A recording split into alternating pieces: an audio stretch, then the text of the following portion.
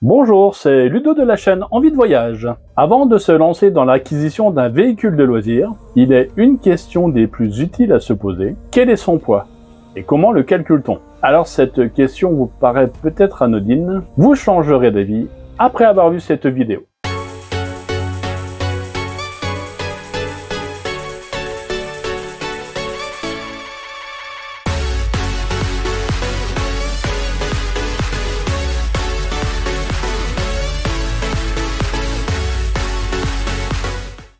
De cette question a priori banale, découlent plusieurs conséquences pour vos futurs voyages en camping-car. Alors on rentre dans le vif du sujet avec la charge utile, qui est aussi appelée capacité maximale de chargement d'un véhicule. En fait, c'est le poids total limite accepté, comprenant l'ensemble des passagers, les bagages, ainsi que l'ensemble des équipements que vous transportez à bord. Ainsi, un camping-car, un fourgon ou un van aménagé de 3,5 tonnes possède en moyenne une charge utile de 500 kg.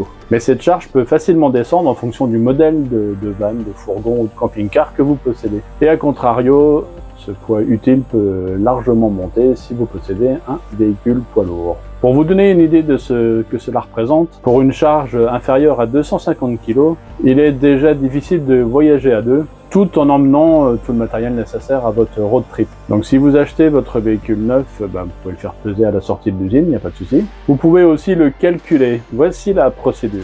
Il faut connaître le PTAC de votre véhicule, le poids total à charge, indiqué sur votre carte grise sur la ligne F2. En général, pour un camping-car traditionnel, c'est 3,5 tonnes.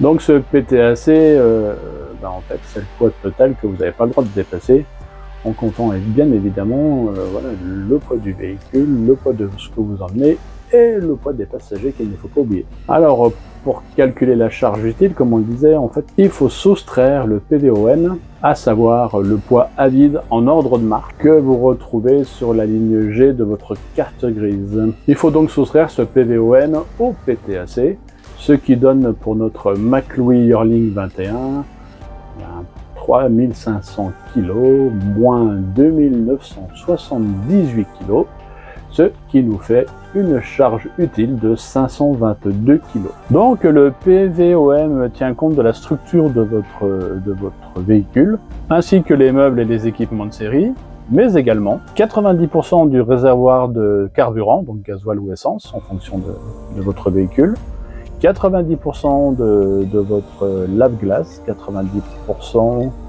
du liquide de refroidissement, de votre bouteille de gaz, du remplissage de votre cuve à 90% également, l'huile, mais aussi la roue de secours et le petit matériel de réparation, le petit outillage et évidemment le conducteur à hauteur de 75 kg. Donc là, limite, je suis un peu vexé. Parce que là, moi, 75 kg, ça passe pas. Alors, un autre petit renseignement, celui qui concerne le PTRA. Donc, qu'est-ce que c'est que ce PTRA? C'est tout simplement le poids qu'il est possible de tracter en plus des 3,5 tonnes que vous avez dans votre véhicule. Il est renseigné sur votre carte grise à la case F3.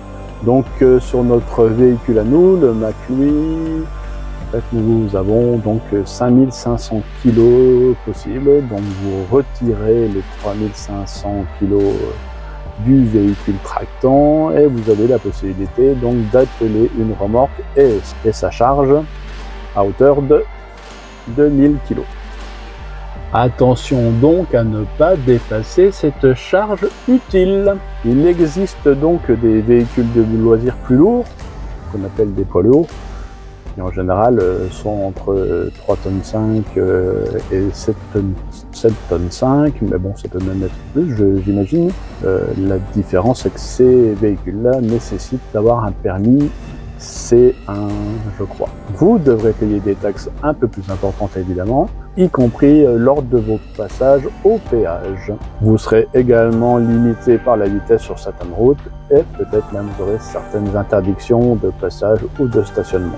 Donc quand on voyage en camping-car et notamment sur la version 3,5 tonnes, il faut vraiment faire attention au poids que l'on transporte, car dans un premier temps, vous risquez une amende de 90 €, donc une amende de classe 4.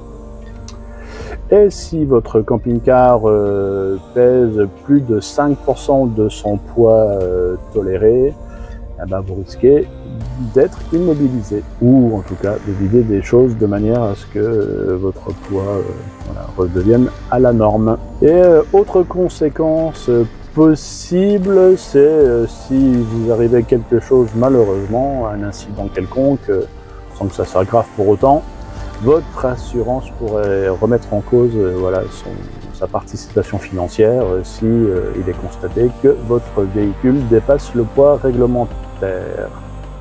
Donc voilà, c'est donc vraiment très important de respecter ces normes-là. Si cette vidéo vous a plu, n'hésitez pas à liker ou à vous abonner. Et en tout cas, n'hésitez pas à aller voir les autres vidéos de la chaîne. Ça sera avec plaisir que je vous accueillerai sur la page communauté. Donc voilà, en attendant, portez-vous bien. Ciao!